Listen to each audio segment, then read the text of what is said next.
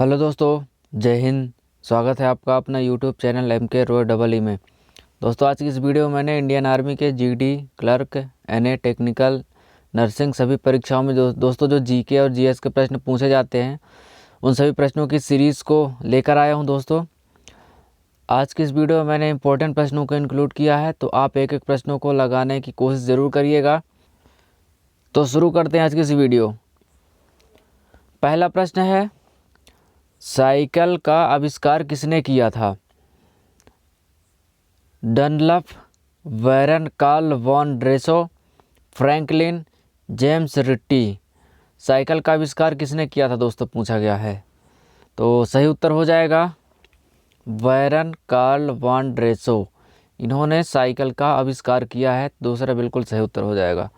अगला प्रश्न है, निम्नलिखित में से किसे वेदों में सबसे पुराना माना जाता है?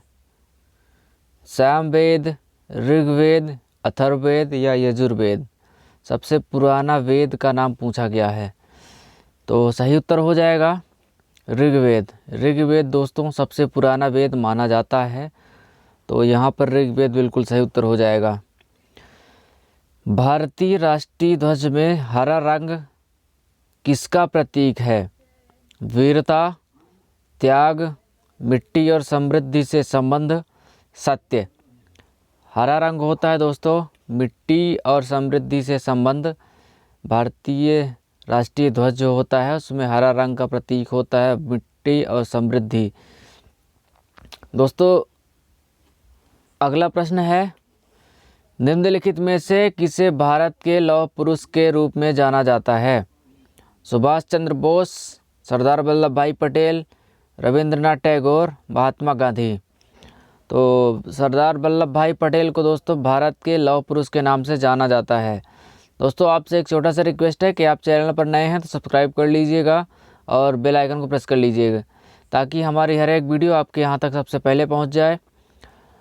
दोस्तों, वीडियो के प्रश्न अच्छे लग रहे हों तो आप वीडियो को लाइक ज़रूर कर दीजिएगा और प्रश्नों को लगाने की कोशिश ज़रूर करिएगा, एक एक प्रश्न दोस्तों।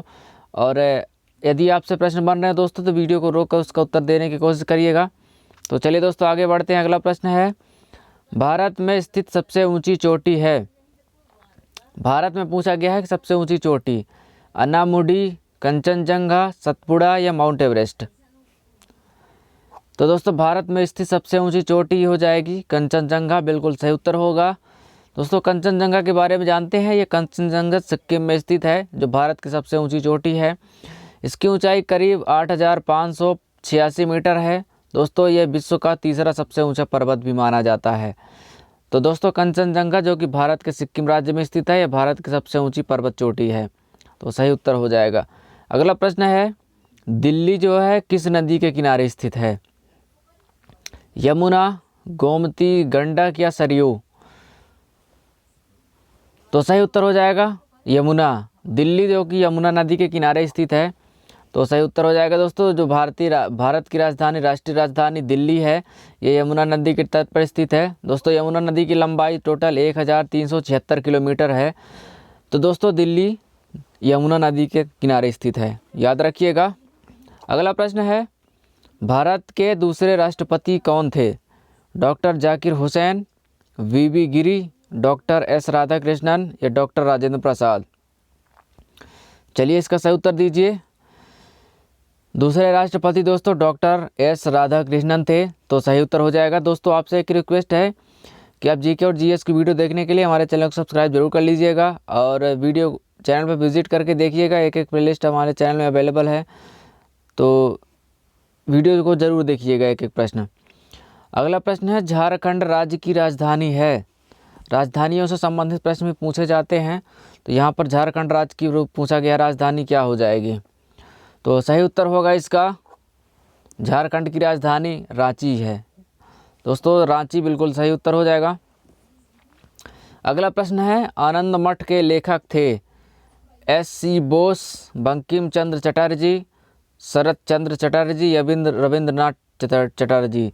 दोस्तों, जो आनंद मठ है उसके लेखक थे बंकिम चंद्र चटर्जी। बिल्कुल सही उत्तर हो जाएगा। अगला प्रश्न है, भारत को स्वतंत्रता वर्ष में मिली थी शायद ही कोई होगा जो इसका उत्तर नहीं जानता होगा। भारत को स्वतंत्रता दोस्तों 15 अगस्त 1947 को मिली थी। याद रखिएगा 15 अगस्त 1947 सही उत्तर हो जाएगा। अगला प्रश्न है, थार मरुस्थल किस देश में स्थित है? जो सबसे बड़ा थार मरुस्थल है यह किस देश में स्थित है? मंगोलिया, नेपाल, भारत या मिस्र? तो चलिए इसका सही उत्तर देखते हैं। भारत में स्थित है थार मरुस्थल। जिन्होंने भारत लगाया था सही उत्तर हो जाएगा। अगला प्रश्न है, ध्यानचंद का संबंध किस खेल से है? मेजर ध्यानचंद का नाम सुने होंगे आपने। तो ध्यानचंद का संबंध दोस्तों किस खेल से है? बेसबॉल, क्रिकेट, टेबल टेनिस या हॉकी? तो सही उत्तर हो जाएगा दोस्तों हॉकी। मेजर ध्यानचंद जी का संबंध दोस्तों हॉकी से है। ध्यानचंद का संबंध यहाँ पर हॉकी से हो जाएगा। दोस्तों ध्यानचंद एक पुरस्कार भी दिया जाता है जिसके तहत दोस्तों लाइफ टाइम अचीवमेंट अवार्ड उन हस्तियों को दिया जाता है जो खेल के क्षेत्र में अपार योगदान देते हैं।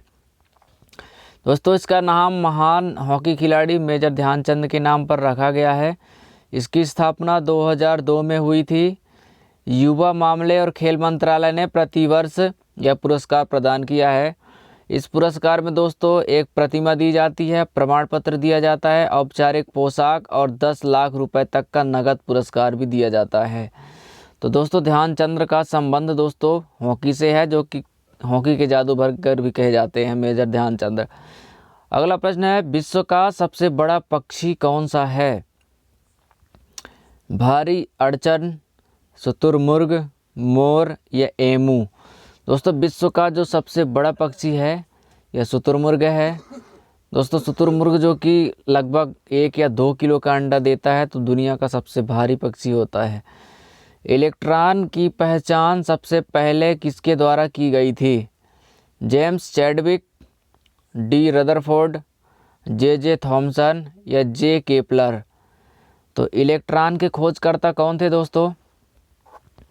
सही उत्तर हो जाएगा जे थॉमसन। इलेक्ट्रॉन के खोजकर्ता थे जे थॉमसन।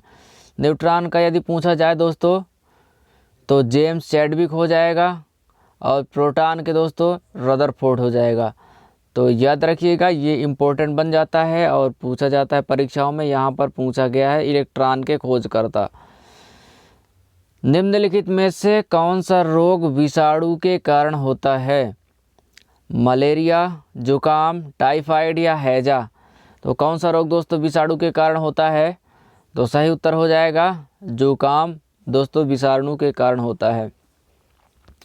अगला प्रश्न है, एंटीबायोटिक पेनिसिलिन किससे प्राप्त किया जाता है? विषाणु, प्रोटोजोआ, कवक या जीवाणु? दोस्तों पेनिसिलिन जो होती है वो किससे प्राप्त किया जाता है? तो सही उत्तर हो जाएगा कवक। याद रखिएगा कवक से दोस्तों प्राप्त किया जाता है। दोस्तों कुछ रोग हैं, रोगजनक हैं, उसके रोग है, जैसे प्रोटोजोआ से दोस्तों मलेरिया होता है, बैक्टीरिया से होता है हैजा, टाइफाइड, क्षय या प्लेग, कवक से दोस्तों दाद या टीनिया, विषाणु से होता है दोस्तों एड्स, जुकाम, हेपेटाइटिस बी, पोलियो या डेंगू बुखार। ये दोस्तों सभी रोग हैं। अगला प्रश्न है, रक्तचाप किस ग्रंथि द्वारा नियंत्रित होती है? जो ब्लड प्रेशर होता है दोस्तों यह किस ग्रंथि के द्वारा नियंत्रित किया जाता है? अधिवृक्क ग्रंथि, थाइमस, पीतपिंड, अवटु ग्रंथि? दोस्तों जो रक्तचाप होता है यह अधिवृक्क ग्रंथि के द्वारा नियंत्रित किया जाता है। मानव शरीर की सबसे बड़ी हड्डी कौन सी है? रेडियस, टिबिया, फीमर या प्रगंडिका? तो सही उत्तर हो जाएगा इसका फीमर। याद रखिएगा मानव शरीर की जो सबसे बड़ी होती है फीमर होती है, ये जांघ में पाई जाती है। ब्रोमीन एक है, ब्रोमीन किस प्रकार का है दोस्तों? अधातु है, उपधातु है, प्लास्टिक है या धातु है? दोस्तों ब्रोमीन एक अधातु है दोस्तों। याद रखिएगा धातु और अधातु, तो यहाँ पर ब्रोमीन एक अधातु है। भूकंप की तीव्रता किस पर मापी जाती है? भूकंप की तीव्रता पूछा गया है दोस्तों। सेकंड पैमाना, वजन पैमाना, रेक्टर पैमाना, मर्कली पैमाना? दोस्तों हमें पता है आप रेक्टर पैमाना लगाएंगे इसका उत्तर, लेकिन इसका उत्तर रेक्टर पैमाना नहीं होगा। इसका सही उत्तर हो जाएगा दोस्तों मरकल्ली पैमाना। भूकंप की तीव्रता जो कि मरकल्ली पैमाना के द्वारा मापी जाती है। दोस्तों आप गलती कहाँ करेंगे कि भूकंप की तीव्रता मापने के लिए दोस्तों मरकल्ली स्केल का उपयोग किया जाता है, जबकि भूकंप का परिमाण दोस्तों मापने के लिए रिएक्टर स्केल का उपयोग किया जाता है। याद रखिएगा डिफरेंस क्या होता है। रिएक्टर स्केल में दोस्तों भूकंप का परिमाण ज्ञात किया जाता है और भूकंप की तीव्रता दोस्तों मरकल्ली स्केल के द्वारा मापी जाती है। अगला प्रश्न है सांप जो है किस पशु वर्ग से संबंधित है? कशेरुकी, सरीसृप, उभयचर या स्तनपायी? दोस्तों सांप किस पशु वर्ग से संबंधित है? तो सही उत्तर हो जाएगा इसका सरीसृप। सरीसृप जो पशु वर्ग से संबंधित होते हैं दोस्तों। 2 या 2 से अधिक धातुओं के समरूप मिश्रण को कहा जाता है? 2 या 2 से अधिक धातुओं के समरूप मिश्रण को क्या कहा जाता है? यौगिक, बहुलक, मिश्र धातु या रेशा? तो दोस्तों 2 या 2 से अधिक धातुओं के मिश्रण को मिश्र धातु कहा जाता है। दोस्तों जब 2 या 2 से अधिक धातुओं को आपस में मिलाया जाता है तो दोस्तों एक नई धातु प्राप्त होती है जिसको मिश्र धातु कहा जाता है। अगला प्रश्न है लार किसके पाचन में मदद करती है? स्टार्च, फाइबर, प्रोटीन या वसा? तो दोस्तों सही उत्तर हो जाएगा स्टार्च। लार जो कि स्टार्च के पाचन में मदद करती है, तो यहाँ पर सही उत्तर हो जाएगा स्टार्च। आगे बढ़ते हैं। अगला प्रश्न है H2O2 किसका रासायनिक सूत्र है? केमिस्ट्री से प्रश्न है दोस्तों। हाइड्रोजन ऑक्साइड, हाइड्रोजन पेरोक्साइड, जेल या ऑक्सीजन हाइड्रोक्साइड? H2O2 सही उत्तर हो जाएगा। हाइड्रोजन पेरोक्साइड का सूत्र है H2O2 हाइड्रोजन पेरोक्साइड। एक ही तत्व के परमाणु जिनकी द्रव्यमान संख्या भिन्न भिन्न होती है क्या कहलाते हैं? समस्थानिक, न्यूक्लियन, न्यूट्रॉन, तत्वांतरण? एक ही तत्व के परमाणु जिनकी द्रव्यमान संख्या भिन्न भिन्न होती है, ऐसे तत्व दोस्तों समस्थानिक कहलाते हैं। समस्थानिक की परिभाषा देखते हैं। वे तत्व जिनके परमाणु क्रमांक तो समान होते हैं लेकिन द्रव्यमान उनका भिन्न भिन्न होता है, ऐसे तत्व दोस्तों समस्थानिक कहलाते हैं। तो याद रखिएगा समस्थानिक की परिभाषा हो गई। अगला प्रश्न है थर्मामीटर में निम्न में से किसका प्रयोग किया जाता है? थर्मामीटर में किस तत्व का प्रयोग किया जाता है? सोना, चांदी, पारा या तांबा? तो दोस्तों थर्मामीटर में पारा धातु का उपयोग किया जाता है, जो कि दोस्तों पारा जो होता है ताप का विरोध करता है दोस्तों। तो यहाँ पर पारा का उपयोग किया जाता है थर्मामीटर में। दोस्तों आपने देखा होगा बुखार जब आती है तो थर्मामीटर लगाया जाता है, उसमें एक पारा धातु लगी होती है। जैसे जैसे टेम्परेचर बढ़ता जाता है तो पारा उससे दूर जाता है। अगला प्रश्न है पौधों की वृद्धि के लिए मिट्टी में किस चीज़ की आवश्यक है? ऑक्सीजन, कार्बन डाइऑक्साइड, हाइड्रोजन या नाइट्रोजन? दोस्तों पौधों की वृद्धि के लिए मिट्टी में नाइट्रोजन की आवश्यकता बहुत ज़रूरी होती है। दोस्तों नाइट्रोजन की उपस्थिति के कारण ही पौधों में वृद्धि होती है। तो याद रखिएगा मिट्टी में नाइट्रोजन की आवश्यकता होती है पौधों की वृद्धि के लिए। अगला प्रश्न है सबसे हल्की गैस है, सबसे हल्की गैस के बारे में पूछा गया है। नाइट्रोजन, ऑक्सीजन, हाइड्रोजन या कार्बन डाइऑक्साइड? दोस्तों इनके सूत्र दिए गए हैं, तो पूछा गया है इनमें से सबसे हल्की गैस कौन सी हो जाएगी? तो यहाँ पर दोस्तों हाइड्रोजन है जो कि सबसे हल्की गैस होती है। इससे भी हल्की होती है दोस्तों हीलियम गैस, लेकिन यहाँ पर विकल्प नहीं दिया गया है, तो हाइड्रोजन सही उत्तर हो जाएगा। निम्नलिखित में से कौन विद्युत तारों के लिए सबसे उपयुक्त है? जिंक, तांबा, लोहा या स्टील? दोस्तों कौन सा तत्व है जो तारों के लिए उपयोग किया जाता है? तो दोस्तों तांबा होता है, यह तारों के लिए अति महत्वपूर्ण होता है। तांबा का उपयोग किया जाता है दोस्तों तार बनाने के लिए। तो दोस्तों कैसे लगे आज के प्रश्न?